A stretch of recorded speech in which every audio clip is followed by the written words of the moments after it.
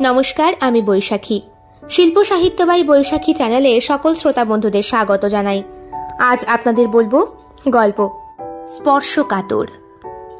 গল্পটি প্রথম থেকে শেষ পর্যন্ত শুনবেন।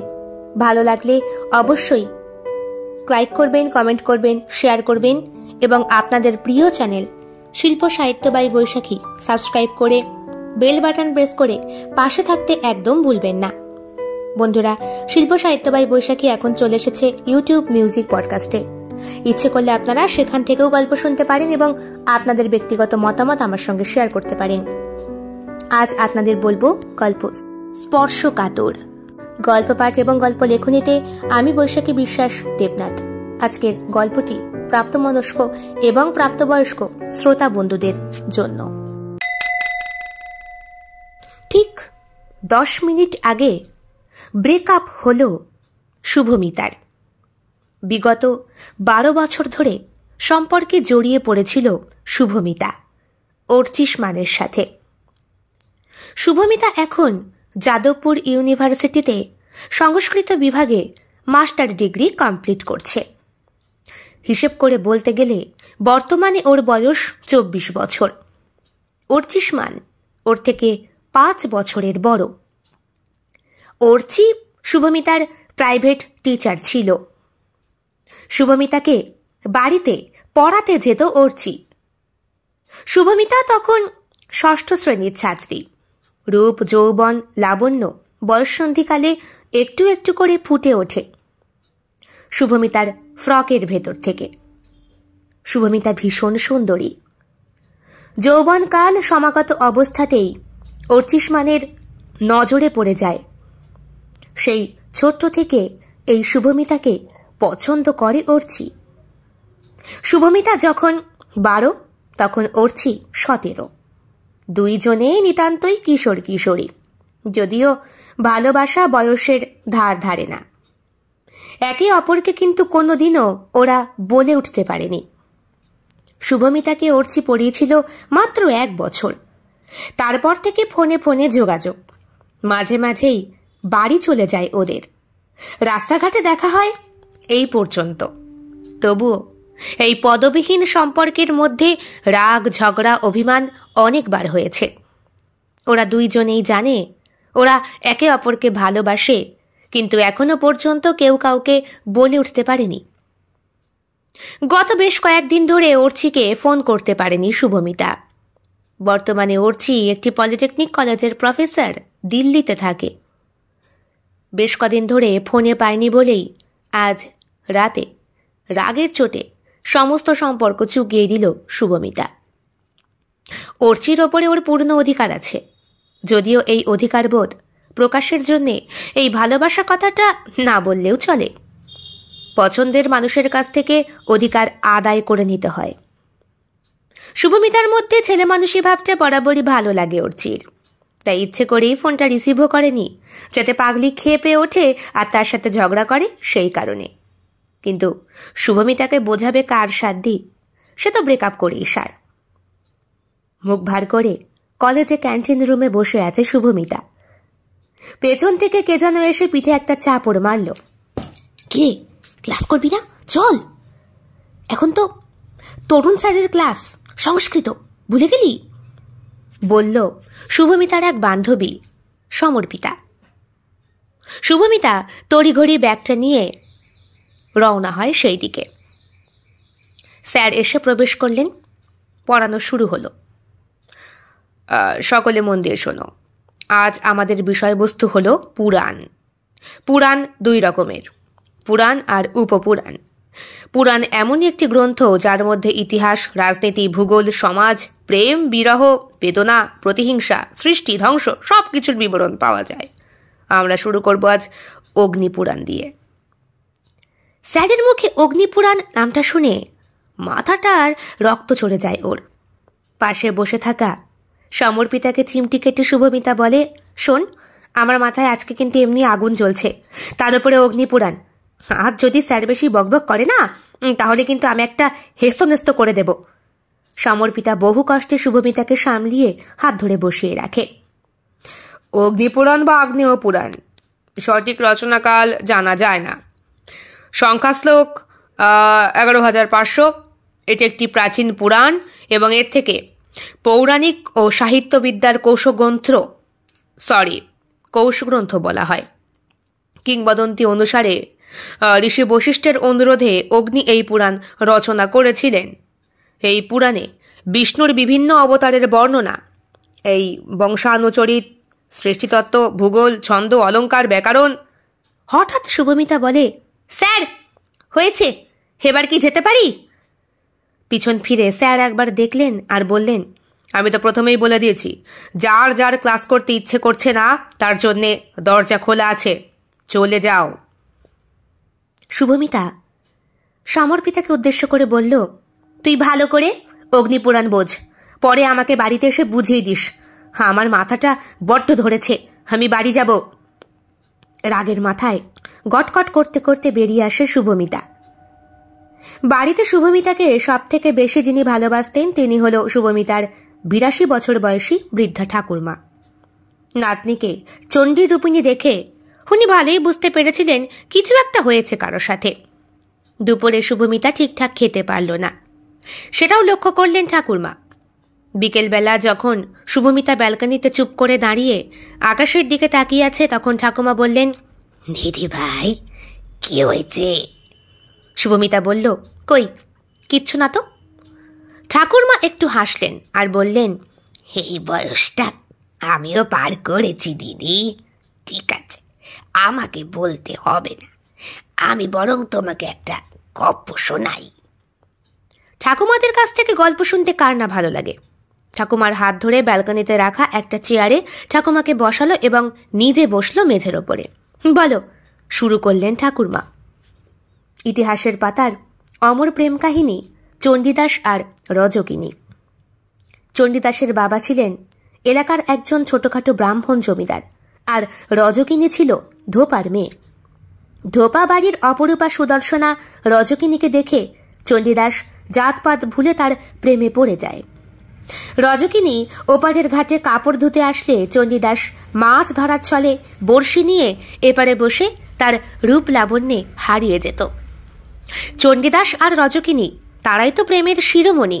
12 বছর বয়সী যৌবনকাল আবহমান ধরেই এই প্রেম গীতি বাংলার নাটক, সিনেমা, যাত্রাপালা তথা হাটে মাঠে ঘাটে এক চিরপরিচিত সুর। নিতান্ত শৈশব থেকেই এটা শুনে আসছি। এটাকে প্রচলিত লোকগাথা হিসাবেই অনেকে মনে করে। আবার অনেকে মনে করেন চণ্ডীদাস ও রজকিনীর প্রেম কাহিনী কোনো কিংবদন্তি নয়, এটা একটা সত্য ঘটনা। আর এই সত্য ঘটনা জানার জন্যই মাগুরা সদর থেকে প্রায় 27 কিলোমিটার দক্ষিণে শাকিলা উপজেলার শতখালী ইউনিয়নের ধোপাখালী গ্রামে যেতে হবে। পারলে তুইও একবার ঘুরে আসিস, বললেন ঠাকুরমা। চটে উঠে শুভমিতা বলল, গল্পের মাঝে কেন এসব বলছো? দেখছো না আমি কত মন দিয়ে গল্পটা শুনছি, আগে গল্পটা শেষ করো। আবার শুরু করলেন ঠাকুরমা। চণ্ডীদাস রজকিনীর স্মৃতি ঘেরা ধোপাগালি গ্রামটা পাকপাকালির ডাকে ছায়া সুনিবিড় সত্যিকারের বাংলার গ্রাম।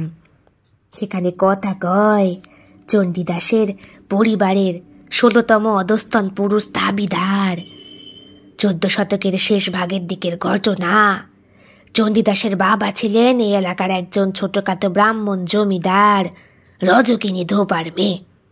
দুইজনের মাঝ দিয়ে বয়ে গেছে নদী, জাতপাত ভুলে প্রেমে পড়ে তারা। রজকিনী ওপারের ঘাটে কাপড় ধুতে আসলে চণ্ডীদাস মাছ ধরার ছলে বড়শি নিয়ে এপারে বসে তাকিয়ে থাকে তার দিকে।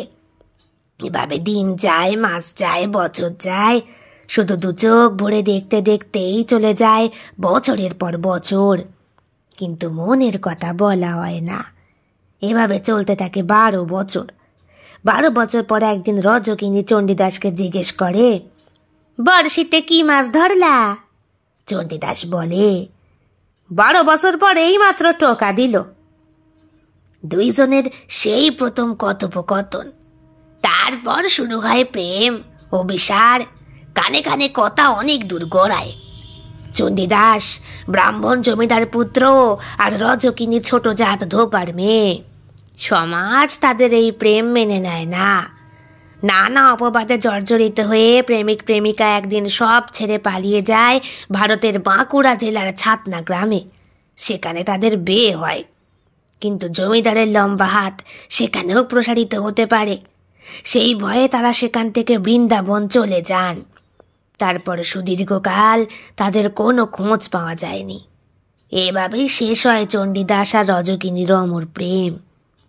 প্রেমিক প্রেমিকার পবিত্র মনের ভালোবাসার বন্ধন যে কেমন হতে পারে তা এরা শিখিয়ে গেছেন। তাদের প্রেমের সাক্ষী হয়ে থাকা শীর্ণকায় নদীটি এখনো বেঁচে আছে অনাগত কালের মানুষকে চণ্ডীদাস ও রজকিনীর অমর প্রেমকে মনে করিয়ে দিতে। কেমন লাগলো দিদি? প্রেম যদি করতে হয় তাহলে চণ্ডীদাস রজকিনীর মতোই করবে। 12 বছর ধরে চণ্ডীদাস আর রজকিনী একে অপরকে ডেকেই কাটিয়ে দিয়েছে, কোনো কথা কয়নি কো। অথচ প্রেম কত গভীর। ভালোবাসার জন্যে মনের টান সব থেকে বেশি গুরুত্বপূর্ণ। যেখানে মনের টান নাই সেখানে ভালোবাসা কি জন্মায়? ঠাকুমার মুখে কথাগুলো শুনে শুভমিতা মাথা নিচু করে বসে থাকে। শুভমিতা ভাবে, তাই তো, আজ পর্যন্ত অর্চিষ্মানের সাথে যা কথা হয়েছে ফোনে হয়েছে, মাঝে মধ্যে রাস্তাঘাটে দেখা হয়েছে, বাড়িতেও এসেছে হয়তো, কিন্তু কোনো দিনও ভালোবাসা নামক কথাটা তো বলেইনি কেউ কাউকে। তাহলে শুভমিতা কেন অর্চিষ্মানের ওপরে এত অভিমান করে? ভাবতে ভাবতেই ফোনটা বেজে ওঠে। শুভমিতা দেখে অর্চি ফোন করেছে। অভিমান ভরা গলায় রিসিভ করে শুভমিতা। অর্চি বলে, দরজাটা খুলুন, মেন গেটের বাইরে কতক্ষণ দাঁড়িয়ে থাকবো? আনন্দাশ্রু বেরিয়ে আসে শুভমিতার চোখ থেকে। তাড়াতাড়ি করে নেমে দরজা খোলে শুভমিতা। তাকিয়ে দেখে সামনে দাঁড়িয়ে অর্চি এবং অর্চির বাবা মা। তারা ঘরে এসেই সরাসরি শুভমিতার সাথে অর্চির বিবাহের প্রস্তাব দেন। এক কথায় সকলেই রাজি। শুভমিতার বাবা শুভমিতাকে বিয়ের কথা জিজ্ঞেস করতেই লজ্জায় লাল হয়ে ছাদে চলে যায় শুভমিতা। অর্চিষ্মান বলে, যদি কিছু মনে না করেন আমি একটু। আরে অবশ্যই অবশ্যই। এটা আবার জিজ্ঞেস করতে হবে কেন দাদু ভাই? যাও যাও যাও, আমরা বড়রা সবাই মিলে বিয়ের ডেট ফিক্সড করে ফেলছি, বাড়ির গুরুজনেরা বললেন। অর্চিষ্মান ছাদে গিয়ে দেখে শুভমিতা আকাশের দিকে তাকিয়ে রয়েছে। অর্চিষ্মান পেছন থেকে জড়িয়ে ধরে গালে গাল ঠেকিয়ে শুভমিতাকে জিজ্ঞেস করে, রাগ কমেছে ম্যাডামের? আফটার শেভিংয়ের গন্ধটায় মাতোয়ারা হয়ে যাচ্ছে শুভমিতা। তার উপরে এই প্রথম শরীরে কোনো পুরুষের হাত, একেবারে পিঠ দিয়ে জড়িয়ে ধরা স্পর্শ।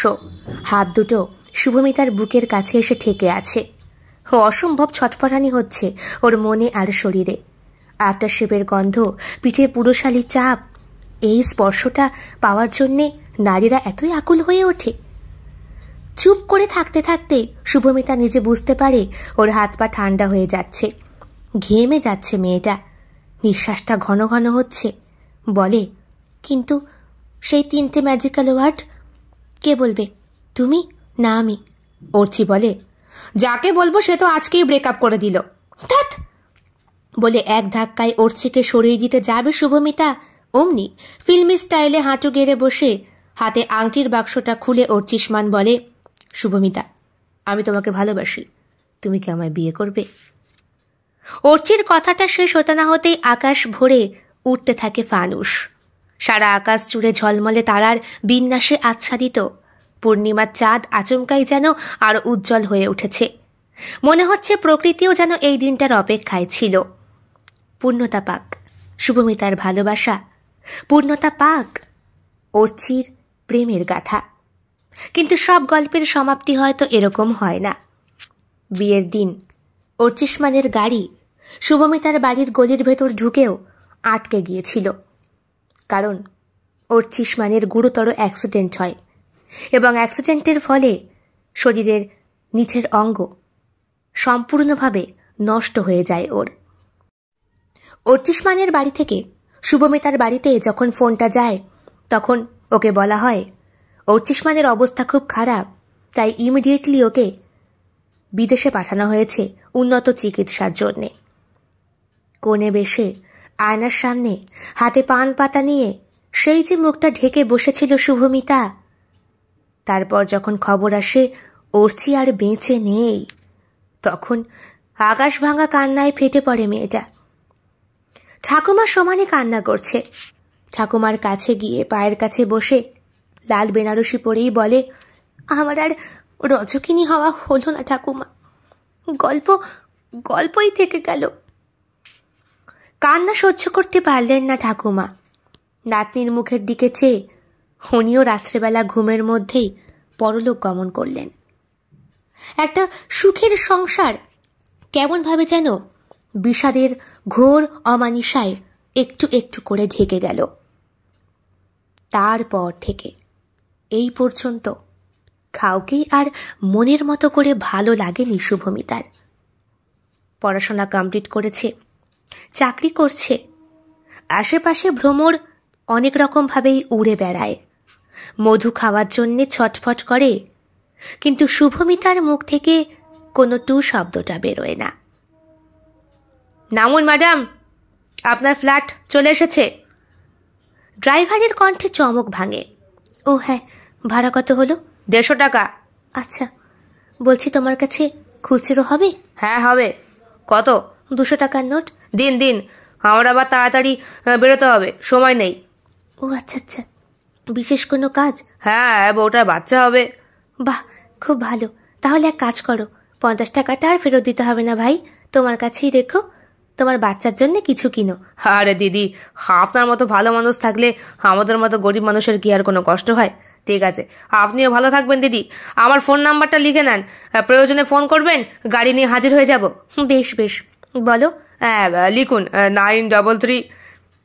লিখেছেন? হ্যাঁ, অনেক ধন্যবাদ। হ্যাঁ দিদি, আপনিও ভালো থাকবেন। আচ্ছা ভাই, ঠিক আছে। ছেলে হলো না মেয়ে হলো আমায় জানিও কিন্তু। হ্যাঁ হ্যাঁ দিদি, নিশ্চয়ই জানাবো। আস্তে আস্তে নিজের ফ্ল্যাটের দিকে রওনা দেয় শুভমিতা। আজ 5 বছর হলো বাবা নেই, মা রয়েছেন সঙ্গে। ঠাকুমা তো না বলেই হঠাৎ করে চলে গেলেন। হয়তো অর্চিকে ওর মতো ঠাকুমাও খুব ভালোবাসত। ফ্ল্যাটে ঢুকে শুভমিতা দেখে মা সোফার ওপরই ঘুমিয়ে পড়েছে। চাবিটা পাশে রেখে আস্তে করে মায়ের গায়ে হাত দিয়ে ডাকে শুভমিতা। মাকে কত বলেছে সাদা থান পরবে না, রঙিন কাপড় পরে থাকবে। তোমাকে সাদা বেশে দেখতে আমার ভালো লাগে না মা, কপালে একটা লাল না হয় কালো টিপ পরো। কিন্তু মা বলতেন, তা হয় না রে মা, আমি বিয়ে হয়ে আসার পর থেকে তোর ঠাকুমাকে এই বেশেই দেখেছি। ওদের কপালে বোধহয় সিঁদুর থাকে না রে, বংশগত। বয়স 55-60 পেরোনোর পরপরই। বলেই আবার মা কেঁদে ফেললেন। বস, তুই এক কাজ কর, স্নান করবি তো? আমি খাবারটা রেডি করি। তোমার রেডি করতে হবে না, গাটা তো গরম মনে হচ্ছে। আমি বলেছিলাম ডক্টর মণ্ডলের কাছে যেতে, গিয়েছিলে? না, শুধু শুধু ডাক্তার দেখিয়ে কতগুলো টাকা তোর ধ্বংসাবো আমার ভালো লাগে না। এমনিতেই কত খাটুনি করিস সারাদিন। কী সব বাজে কথা বলো মা, পৃথিবীতে তুমি ছাড়া কে আছে আমার? বলে দেয়ালে টাঙানো অর্চির ছবিটার দিকে তাকিয়ে থাকে ও। খেলার ছলে অর্চির একটা ছবি তুলেছিল ও। শুভমিতা হারমোনিয়াম বাজিয়ে গান গাইতে পারত। সেদিন অর্চি পড়াতে এসেছে, আর পড়াতে এসে দেখে শুভমিতা গান প্র্যাকটিস করছে। শুভমিতাকে উঠিয়ে দিয়ে সেও সেই প্যাপো বাজিয়ে গান বাজায়। এমন জোরে গান বাজায় যে হারমোনিয়ামটা প্রায় নষ্টই করে দিয়েছিল জোরে জোরে রিডগুলো চাপতে চাপতে। ঠিক সেই মুহূর্তে ওকে ক্যামেরাবন্দি করেছিল শুভমিতা। তবে এই ছবিটাই যে দেয়ালে এত বড়ভাবে টাঙানো থাকবে ভাবতেই পারে না সে। স্নান করে ঘরে আসে, এসে নাইটিটা পরে নিয়ে খাবার টেবিলে গিয়ে দেখে মা আজকে অনেক কিছু রান্না করেছে। এত কিছু কেন মা? কাজের চাপে ভুলে গেছিস, আজ তোর জন্মদিন। হো, আমার তো মনেই ছিল না। বস। মা আলমারি খুলে কি যেন একটা বের করে আনলেন, একটা সোনার চেন। এটা তোর বাবার। ভেবেছিলাম আমার নাতি বা নাতনির মুখ দেখবো এটা দিয়ে, সেটা যখন আর হলো না তোর কাছেই রাখ। আমি আর কদিন। মা, আমি এরম করলে কিন্তু খাবো না। আচ্ছা বাবা, অন্যায় হয়েছে। আর তুমি তোমার কাছে সব গয়নাগাটি রাখো, এসবের কোনো মূল্য আমার জীবনে নেই। খাবারটা কোনো রকম খেয়েই ঘরে চলে যায় শুভমিতা। আজকাল মায়ের সাথেও সেরকম করে কথা বলতে ভালো লাগে না। প্রত্যেক দিন রাত্রেবেলা ঘুমানোর আগে আয়নার সামনে দাঁড়িয়ে খুব জোরে জোরে একবার কাঁদে মেয়েটা। ও সধবা না বিধবা বুঝতে পারে না নিজেকে দিয়ে, নাকি সধবা বিধবার মাঝখানে কিছু একটা, অধবা।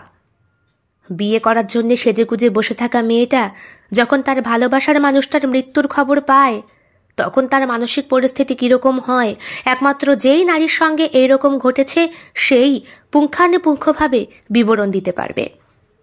প্রত্যেক দিন রাত্রেবেলা শোয়ার সময় গায়ে হালকাভাবে চাদরটা দিলেই পিঠের পেছন দিক থেকে প্রথম পুরুষের স্পর্শটা অনুভব করে সে। আফটারশেভের গন্ধটা এখনো নাকে আসে। হাত দুটো বুকের কাছে ঠেকে গেলেই শরীরের কোনো একটা অঙ্গ জানান দেয় সে নারী, সে চাইছে পুরুষ বাসনা। কিন্তু না, এই জীবনে হয়তো সেই বাসনা অতৃপ্তই থেকে যাবে।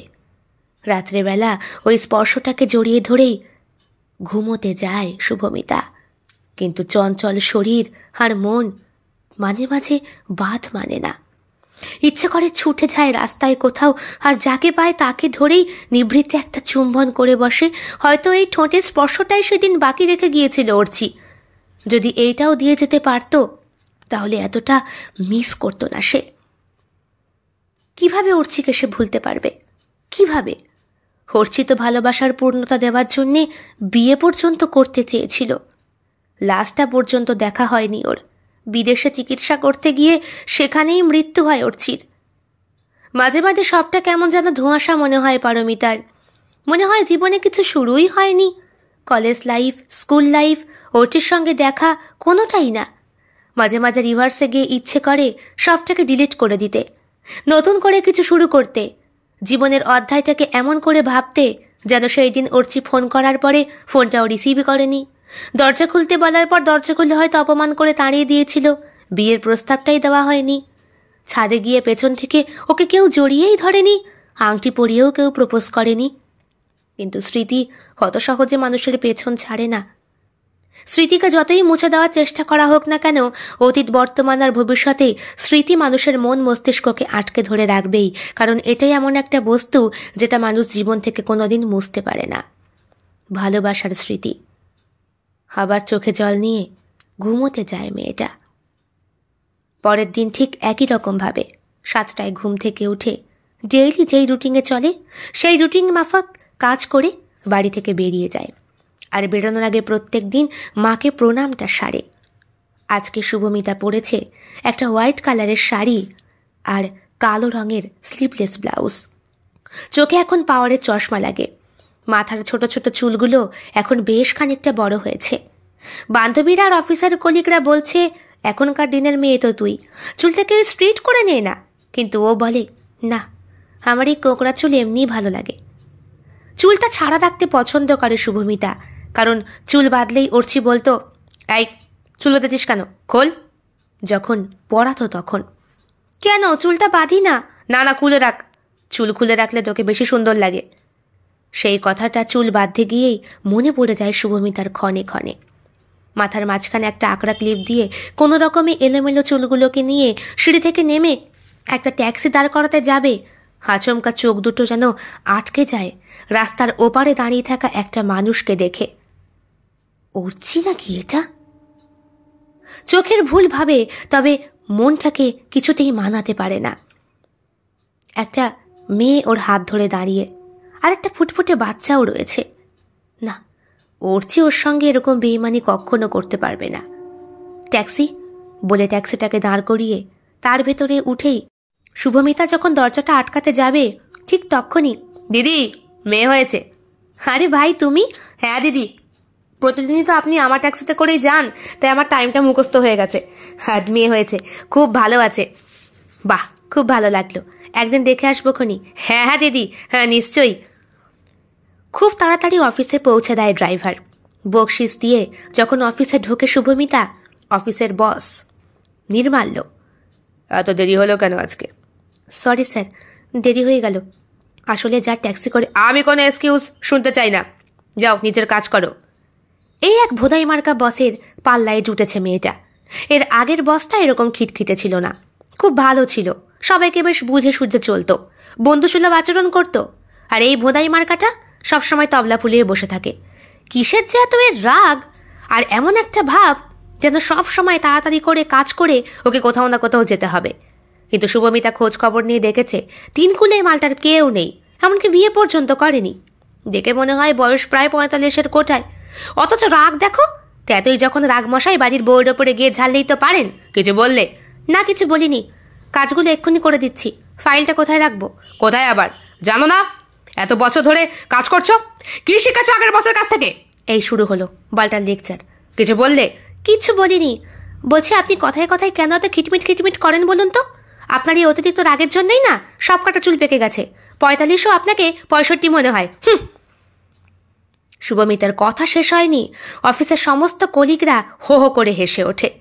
প্রত্যেকের দিকে চোখটা একবার বুলিয়ে নিয়ে গলার টাই ঠিক করতে করতে নিজের কেবিনের দিকে চলে যায় নির্মাল্য। আর যাওয়ার সঙ্গে সঙ্গেই নিজের অ্যাসিস্ট্যান্ট অঙ্কুরকে দিয়ে খবর পাঠায় শুভমিতার কাছে। ম্যাডাম, বস আপনাকে ডাকছে। জানতাম ঢ্যাঁড়সটা আমাকেই ডাকবে, সালা আমাকেই পেয়েছে। আর আমিও সত্যি এই কোম্পানি ছেড়ে যেতেও পারছি না। শর্ত করেই নিয়েছে তো, 15 বছরের কন্ট্রাক্ট, তাহলে কোন শালা এখানে কাজ করতো? ম্যাডাম, বস সব শুনতে পাচ্ছে। কি করে? আমার ফোনটা অন। আগে বলবি তো অঙ্কুর, কেন এভাবে আমায় ফাঁসাস ভাই? চল। May I come in? Yes, come in. বসো। বলছি, আমি খুব খিটখিট করি না? শুভমিতা প্রথম বসের মুখে এমন কথা শুনে অবাক হয়ে যায়। না মানে, সরি স্যার, আমাকে স্যাক করে দেবেন না।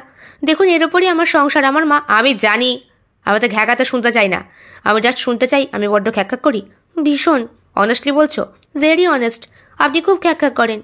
যেই কথাটা নর্মালি বললেও চলে সেটাতেও আপনি খুব চেঁচান। আর রাগ আপনার শিরোধার্য। মাথার চুলগুলো খাড়া খাড়া। একবার আয়নায় তাকিয়ে দেখেছেন সব কটা চুল পেকে গেছে আর কিরম খাড়া খাড়া থাকে?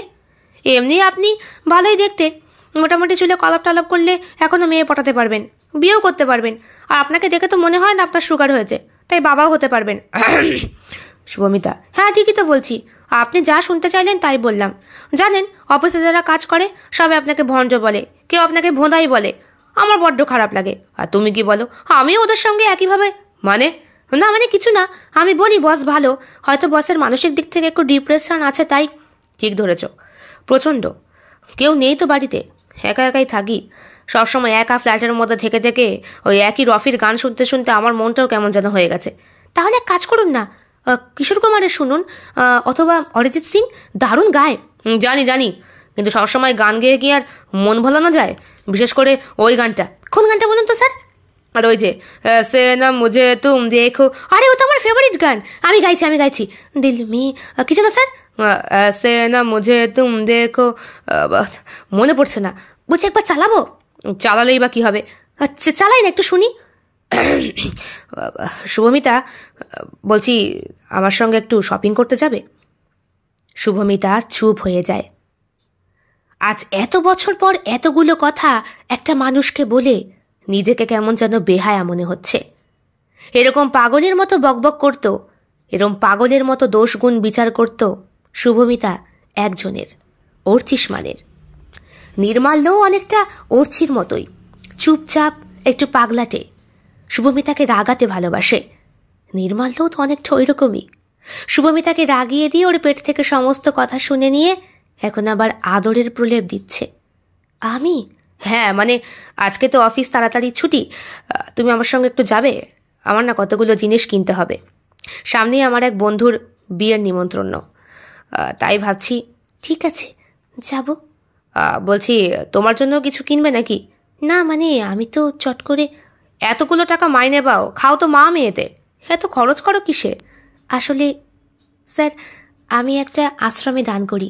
বাহ, এ তো খুব ভালো কাজ। হ্যাঁ স্যার, আমার ফিয়ন্সে আমাকে বিয়ে করতে গিয়ে অ্যাক্সিডেন্টে মারা যায়। ওহ, সো স্যাড। তারপর?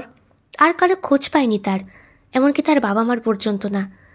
সেই থেকে আমি ঠিক করেছি, এরম দুস্থ অ্যাক্সিডেন্টে যারা নাকি অসুস্থ হয়ে থাকে, আশ্রমে থাকে, যাদের কেউ নেই, তাদেরকে আমি সাহায্য করব। আমার স্যালারির বেশিরভাগটাই আমি ওখানে দিই প্রত্যেক মাসে। বাকি যেটুকু থাকে তা দিয়ে আমাদের মা মেয়ের চলে যায়। তার উপরে বাবার পেনশনের টাকা, মা তো প্রতি মাসেই সেটা পাচ্ছে। এছাড়া পৈতৃক সম্পত্তিও কিছু আছে, বেঁচে ভর্তি মা আমি এখন ফ্ল্যাটে আছি, মোটামুটি আমার শেষ দিন পর্যন্ত চলে যাবে।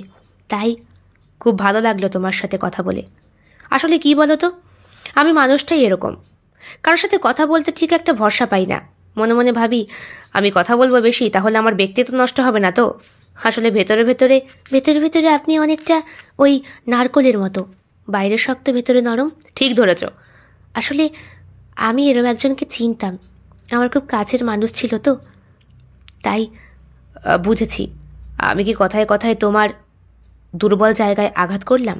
না না স্যার, বহু বছর পরে এতগুলো কথা বলে ভেতর থেকে হালকা লাগছে। আমি যাব আপনার সঙ্গে। কখন বেরোবেন? 5টা। ঠিক আছে। ঠিক 5টার সময় যখন ওরা অফিস থেকে বেরোলো তখন বাইরের ওয়েদার একদম জঘন্য। প্রচণ্ড পরিমাণে বৃষ্টি পড়ছে, ঝোড়ো হাওয়া দিচ্ছে, শাড়িটা উড়ছে শুভমিতার। আজকে এই হোয়াইট শাড়ির ফাঁকে ওর দেহবল্লরী দেখে নির্মাল্যর বুকের ভেতরে আগুন জ্বলে ওঠার মতো অবস্থা। ছাতা খুলে দাঁড়িয়েছিল শুভমিতা। নির্মাল্য অফিস থেকে বেরিয়ে বলল, একটা ট্যাক্সি ধরি? হ্যাঁ। ট্যাক্সিওয়ালা সামনে দাঁড়াতেই, দিদি! আরে ভাই, তুমি এই বর্ষার মধ্যেও? বাচ্চা আর বউয়ের খবর কি? দারুণ, খুব ভালো আছে। আগামীকাল ছুটি দিয়ে দেবে। নর্মাল ডেলিভারি তো? বাহ, খুব ভালো। তা বলছি, তুমি আমাদেরকে একটু মলে পৌঁছে দেবে? হ্যাঁ দিদি, নিশ্চয়ই। তুমি চেনো? হ্যাঁ, আমার ভাই, বউয়ের বাচ্চা হয়েছে কালকে, খুব খুশি। পাতানো? আরে হ্যাঁ। বাহ, দারুণ কথা বলতে পারো তো। ট্যাক্সিতে উঠে বসে দুইজনে। জানলার কাঁচ দিয়ে বাইরের শহরটাকে দেখছে শুভমিতা। আজকে অনেক দিন পর শহরে বর্ষা নেমেছে, আর তার সঙ্গে সঙ্গে মাটির এই গন্ধটাও অনেক কিছু স্মৃতি মনে করিয়ে দিচ্ছে। আজ হঠাৎ স্মৃতির ভাঁজে কোথাও একটা যেন প্রবল নাড়া পড়ল। মনে হচ্ছে স্মৃতিগুলো একটু একটু করে মুছে যাবার উপক্রম করছে। নতুন কোনো স্মৃতি মনের গোপনে জাগরিত হতে চলেছে হয়তো। ট্যাক্সিটা যখন জোরে ব্রেক কষল তখন শুভমিতা তাকালো নির্মাল্যর দিকে। নির্মাল্য এক দৃষ্টে তাকিয়ে রয়েছে শুভমিতার দিকে। নির্মাল্যর চোখে কিছু একটা আছে। ওর চোখ দুটো অর্চিসমানের চোখের মতো না, অনেকটা নীলমণি। গোপটা আর এই যে চাপ দাড়ি, এটাও তো অর্চির মতো। তবে ঠোঁট দুটো মনে হয় অর্চির একটু বেশি পাতলা ছিল, যদিও ঠোঁটের স্বাদ গ্রহণ করা হয়নি কোনো দিন। কেমন হয় সেই চুম্বনের অনুভূতি জানে না শুভমিতা। আজ মন চঞ্চল, হাত চঞ্চল, শরীরও চঞ্চল, এক অনাগত স্পর্শের জন্যে হয়তো। এসে গেছি। গাড়ি থেকে নামার সঙ্গে সঙ্গেই ছেলেটি বলে, দিদি একটু শুনুন। বলো ভাই। কে এটা? আমার অফিসের বস। ছোট মুখে বড় কথা, আপনাদের দুইজনকে খুব ভালো মানিয়েছে দিদি। শুভমিতা এই প্রথম চিৎকার না করে হেসে ফেলে। কেন এরকম করছে ও নিজেও বোঝে না। শুভমিতা! এই তো আসছি, চলুন। তুমি তো একদম ভিজে গেছো, চলো মলে গিয়ে চেঞ্জ করবে। না না, ঠিক আছে। ঠিক আছে বললে হবে না, আমি তোমার বস। আপনি আবার শুরু করলেন? ও সরি, ভালোভাবে বলছি। এরকম করলে হবে না, আমি তোমার বস। আপনার পার্সোনালিটিতে এইটা মানায় না, ওই রাগটাই ঠিক আছে। ঠিক আছে না বলো? হ্যাঁ চলুন। ওরা মলের ভেতর ঢুকে এটা সেটা অনেক কিছু কেনাকাটা করে, তারপরে কিছু খাবার খায়, আর এরই মাঝে দূরত্ব অনেকটা কাছাকাছি নিয়ে আসে ওদেরকে। কখন যে রাত 9টা থেকে 11টা বেজে গেছে খেয়ালই নেই ওদের। গল্প করতে করতে অনেকটা বেলা কেটে যাওয়ার পর মায়ের ফোন আসাতে শুভমিতা বুঝতে পারে রাত হয়েছে।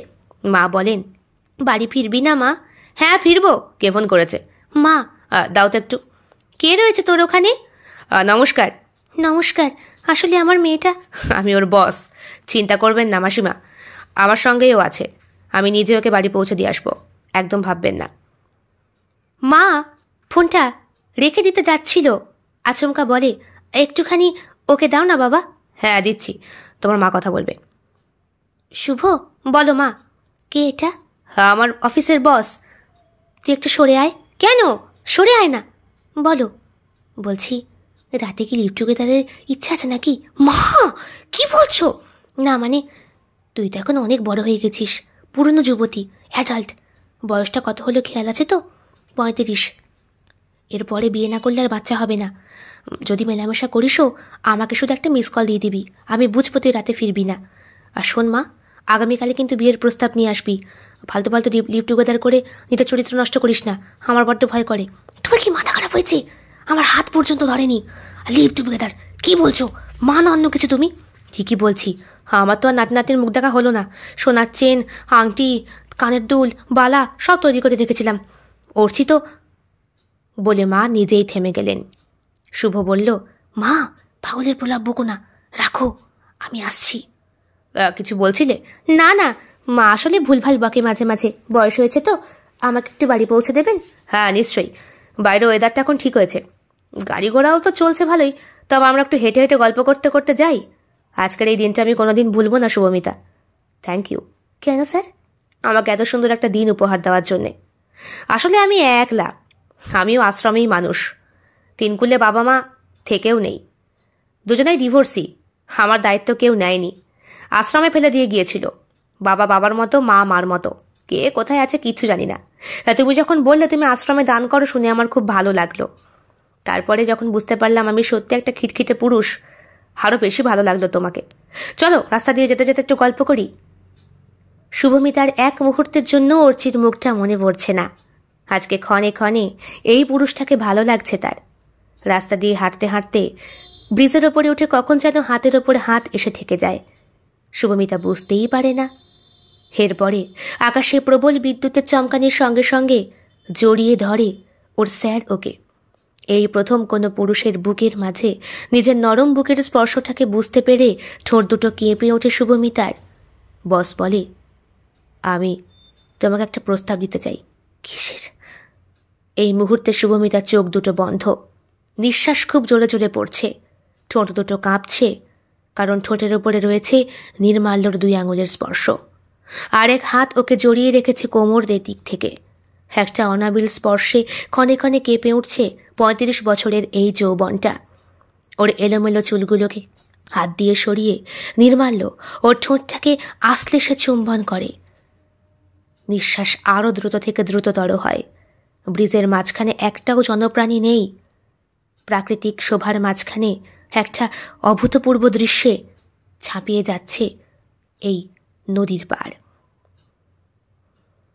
শুভমিতা পাগলের মতো ব্রিজের মাঝখান দিয়ে ছুটে বাড়ি আসে। ওর ব্যাগ কোথায় পড়ে যায় ওর হুঁশ নেই। প্রবল বর্ষার মধ্যে ভিজতে ভিজতে পিছন থেকে নির্মালোর ডাক কেউ ও শুনতে পায় না। ফ্ল্যাটটা ছিল 5 মিনিটের পথে। বাড়িতে ঢুকে দরজাটা ঠাস করে বন্ধ করে দেয়। মায়ের ডাকেও সাড়া দিতে পারে না। ওর আজ নিঃশ্বাস চঞ্চল, শরীর চঞ্চল, বুক সমানে ধুকধুক করে কাঁপছে। অর্চির ছবির দিকে তাকাতে আজ একদণ্ড মনে পড়ল না। বিছানার মধ্যে শুয়ে শুয়ে অঝরে কান্না করে শুভমিতা। আবার নির্মাল্য ওকে প্রপোজ করেছে, আবার একটা মানুষ বলেছে ওকে বিয়ে করতে চায়। ওর জীবনে বিয়েটা কি শুভ নাকি অশুভ? অর্চিও তো চলে গিয়েছিল, নির্মাল্য যদি হারিয়ে যায় শুভমিতা বাঁচতে পারবে না, কিছুতেই বাঁচতে পারবে না। কিরে, আজ অফিস যাবি না? ও মা ওঠ। হ্যাঁ অফিস যাবি না? কালকে পাগলের মতো ছুটে এলি, কি হয়েছে মা? কিছু হয়নি মা, যাব অফিস, গাটা একটু ম্যাচ ম্যাচ করছে তাই। ও মা, গায়ে তো জ্বর এসেছে, কালকে কেন বৃষ্টিতে ভিজতে গেলি? তোর ফোন কোথায়, ব্যাগ কোথায়? ও মনে হয় ভুল করে ট্যাক্সিতে ফেলে এসেছি। চিন্তা করো না, আমি ট্যাক্সির ড্রাইভার পাঁচুকে চিনি, ও খুব ভালো ছেলে, একটু পরে চলে আসবে। জানো মা, ওর একটা বাচ্চা হয়েছে। তাই? তোর থেকে বয়সে কত ছোট, তারও বাচ্চা হয়ে গেল। আমার আলমারি ভর্তি গয়নাগুলোর যে কি হবে। তুমি আবার শুরু করলে? হেমা শোন, ওই নির্মাল্য ভালো ছেলেটা, বয়স একটু বেশি হোক না। হ্যাঁ, আমি নাতি নাতনির মুখ দেখতে চাই। তাছাড়া আমার মেয়েও তো আর ধোয়া তুলসী পাতা নয়, এখন রীতিমতো বুড়ি হয়ে যাচ্ছে। মা প্লিজ। নিজের মতো সেজে গুজে বেরোতে যাবে অমনি মা পেছন থেকে ডেকে বললেন, এরম বুড়িদের মতো সেজে যাচ্ছিস কেন? আজকে চুলে বেনুনি বেঁধেছিস, মোটা ফ্রেমের চশমা পরেছিস, লেন্স কোথায় গেল রে? না, ও ভালো লাগছে না। দেখ, এরম আদ্যিকালের বুড়ির মতো সাজিস না, এদিকে আয়। আলমারি খুলে মা একটা শাড়ি বের করে দিলেন। ভীষণ সুন্দর একটা শাড়ি, একটা হলুদ বাসন্তী রঙের শাড়ি।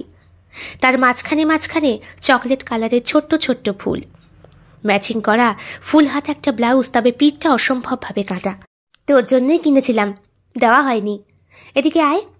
মা হালকা গয়না পরিয়ে দিলেন আজকে। কপালে একটা ছোট্ট কালো টিপ পরার সঙ্গে সঙ্গেই 10 গুণ শোভা বৃদ্ধি পেল ওর। মারে, অতীত নিয়ে মানুষ বাঁচতে পারে না, স্মৃতি তোর পেছন ছাড়বে না কোনো দিন। কিন্তু ওই স্মৃতিতেই অর্চিকে তুই বাঁচিয়ে রাখ মা। তোরও তো জীবন আছে, যৌবন আছে। বাবা মা যেই সুখ দিতে পারে না, স্বামী সেই সুখ দিতে পারে। আর প্রত্যেকটা বাবা মাই বেঁচে থাকতে তাদের সন্তানকে সেই সুখ দিয়ে যেতে চায়। আমিও চাই তুই সুখে থাক, স্বামী নিয়ে, সন্তান নিয়ে। তোর জীবনটা কি হবে মা আমি মরে গেলে? মায়ের চোখের জল আজকে গলিয়ে দেয় শুভমিতার মনটাকে। ঘর থেকে বেরোলেও কেমন যেন আনমনা অবস্থা। ট্যাক্সিতে বসে আজ একটাও কথা হয়নি। পাঁচু ট্যাক্সি থেকে নামিয়ে দিয়ে চলে যায়। পা দুটো আজ অসাড় হয়ে রয়েছে। অফিসের বসের কাছে দাঁড়ানোর মতো ক্ষমতা হয়তো ওর নেই। লজ্জা, সংকোচ সবটা ওর মনটাকে আঁকড়ে ধরেছে। পৌঁছানোর সঙ্গে সঙ্গেই অঙ্কুর এসে হাজির। ম্যাডাম, বস ডাকছেন। হ্যাঁ, বস ডাকছে। May I come in? এসো, তোমার ব্যাগ, মোবাইল সব এখানে। যতটা কাছে এগিয়ে আসে নির্মাল্য, ততটাই নিজের হৃদস্পন্দন শুনতে পায় শুভমিতা। খুব কাছে এগিয়ে এসে শুভমিতাকে চেয়ারে বসতে বলে নির্মাল্য। শুভমিতার হাঁটু কাঁপছে, হাত কাঁপছে। কপালে হাত দিয়ে নির্মাল্য দেখে যেন অধিকারবোধ জন্মে গেছে ওর শরীরের ওপরে। না বলতেই, জ্বর এসেছে? কত? জানি না। মাপনি? না। ওষুধ খেয়েছো? না। তাহলে এসছো কেন আজকে? মানে আপনি যদি... আবার আপনি? কালকে ব্রিজে এত কিছু হওয়ার পরও আমি তুমি হতে পারলাম না। শুভমিতার শরীরের কাঁপুনি 10 গুণ বেড়ে যায়। নির্মাল্য ওকে দাঁড় করায় এবং বুকের মাঝে শক্ত করে জড়িয়ে ধরে। অফিসে যে সমস্ত কলিগরা ছিল তারা কাঁচের দরজা দিয়ে দৃশ্যটা ভালোভাবেই দেখতে পাচ্ছে। একে অপরের মধ্যে হাসির কোলাহল ছুটেছে। অঙ্কুর বলে, আজকে সবার ছুটি, চলো। বসের তরফ থেকে আজকে সবাইকে ক্যান্টিনে খাওয়ানো হবে, আমাকে বলে দিয়েছে, চলো শিগগিরই। কিন্তু এটা কি করে হলো? এই খিটখিটে ভোদাইটাকে সামলালো কি করে? ভোদাইকে ভোদাইরাই সামলাতে পারে। শুভমিতাকে চেনো না? Dangerous cheese. কথা বলতে গেলে 2 কথা শুনিয়ে দেয়। ঠিকই আছে, মেড ফর ইচ আদার। চলো ভাই সকল, আমরা যাই, নাহলে কি গরম দৃশ্য দেখে ফেলবো, পরে আমাদেরই অবস্থা খারাপ। আমাদের তো আর এরকম 1-2 গার্লফ্রেন্ড নেই, বয়ফ্রেন্ডও নেই। চলো। হ্যাঁ হ্যাঁ অঙ্কুরদা ঠিক বলেছেন, এই চলো সবাই বেরিয়ে চলো। বাবা, বলা যায় না। সবাই মিলে বেরিয়ে যায়। কিন্তু শুভমিতা আর নির্মাল্য কারোর কিন্তু হুঁশ নেই। নির্মাল্য শুভমিতার ঠোঁটটাকে আরেকবার স্পর্শ করে এবং এই চুম্বনে শুভমিতার চোখে জল আসে। কাঁদছ? তোমার ভালো লাগেনি? আমার ভয় হয়। কিসের? আমি যদি হারিয়ে ফেলি, এরপর আর বাঁচতে পারবো না। চুপ, কিচ্ছু হারাবে না, কিচ্ছু হারাবে না। আমি হারাতে দেব না। কথা দাও আমার সঙ্গেই থাকবে। দিতে ভয় করে যে। বলছি তো, আমার অবস্থা কিসের মতো? তোমার প্রাক্তন প্রেমিকের মতো? কিচ্ছু হবে না, আমি হারাবো না, কথা দিচ্ছি তো। জীবনে মানুষ ভাবে এক, হয় আর এক। চণ্ডীদাস আর রজকিনীর প্রেম কাহিনীর থেকেও হয়তো আরও ভালো কিছু লেখা ছিল শুভমিতা আর নির্মাল্যর জীবনে। সেই দিন অফিস থেকে গাড়ি করে ফিরে সরাসরি রেজিস্ট্রি অফিসে ওরা হাজির হয়। অঙ্কুরের সঙ্গে সঙ্গে আরও বেশ কয়েকজন ছিল। রেজিস্ট্রি অফিসে ওখানে বসেই সিঁদুর দান এবং বড়মাল্য পরিয়ে নিজেরা নিজেদেরকে বরণ করে আর সরাসরি চলে যায় শুভমিতার ফ্ল্যাটে। মা বোধহয় আজকে সব থেকে বেশি খুশি, ভীষণ খুশি, ভীষণ। আর সেই খুশির সুবাদেই মা আলমারি থেকে নিজের সমস্ত গয়নাগাটিগুলো শুভমিতার হাতে ধরিয়ে দিয়ে বলে, দেখো বাবা, আমার সোজা সাপটা কথা, আমি কিন্তু 1 বছরের মধ্যেই নাতি নাতনির মুখ দেখতে চাই। সে তোমরা যেভাবেই খুশি। মা, যেটা প্র্যাকটিক্যাল সেটাই বলছি। তোমার 45, ওর 35, এরপর আর কিন্তু হবে না। তো এখন থেকে স্টার্ট করে দাও, ঠিক আছে? বাবা, জীবনে যে এরম একটা মা পাবো কখনো ভাবতে পারিনি। ভাবতে পারোনি তো? এবার পেরেছ? সোজা হানিমুন ট্রিপ, কোনো কথা শুনতে চাই না। কি জানি, গল্পটা হয়তো এভাবেই শেষ হবার ছিল। তবে অর্চি থেকে গেল শুভমিতার স্মৃতির মাঝখানে, কারণ স্মৃতি কখনোই মলিন হয় না। কেমন লেগেছে আজকের নিবেদন? কমেন্ট বক্সে কমেন্ট করতে কেউ ভুলবেন না। আর ভালো লেগে থাকলে অবশ্যই লাইক করবেন, শেয়ার করবেন এবং আপনাদের প্রিয় চ্যানেল শিল্প সাহিত্য বাই বৈশাখী সাবস্ক্রাইব করে অবশ্যই পাশে থাকবেন। দেখা হবে অন্য আরো একটি ভিন্ন স্বাদের গল্পের সঙ্গে খুব শিগগিরই। বন্ধুরা, বেল বাটন প্রেস করতে কিন্তু একদম ভুলবেন না, নতুন গল্পের নোটিফিকেশন চট জলদি পেয়ে যাবার জন্যে। দেখা হবে খুব শিগগিরই আরো নতুন একটি ভিন্ন স্বাদের গল্পের সঙ্গে। সবাই খুব ভালো থাকবেন, সুস্থ থাকবেন এবং শরীরের যত্ন নেবেন। বিদায়।